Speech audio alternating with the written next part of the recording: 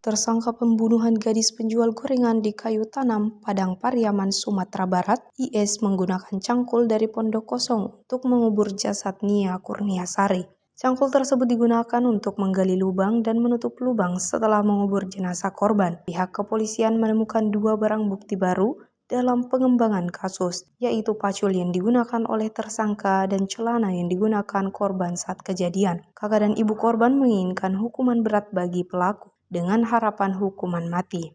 Pelaku yang terancam hukuman mati ini melakukan pemerkosaan dan pembunuhan terhadap Nia Kurniasari. Kapolda Sumbar menyatakan bahwa tersangka bisa dijerat dengan pasal 338 KUHP tentang pembunuhan dan pasal 285 KUHP tentang pemerkosaan, serta kemungkinan pasal 352 ayat 3 tentang penganiayaan hingga menghilangkan nyawa seseorang. Kasus ini menjadi perhatian publik dan akan diberikan hukuman seberat-beratnya sesuai dengan tindakan pelaku. Nia Kurniasari awalnya ditemukan meninggal terkubur tanpa busana di lereng Bukit Kebun warga setelah dilaporkan hilang oleh keluarga.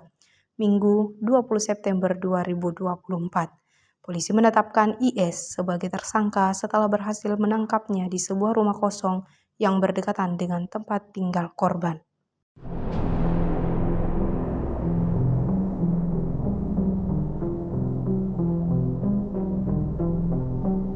Download Tribun X sekarang, menghadirkan lokal menjadi Indonesia.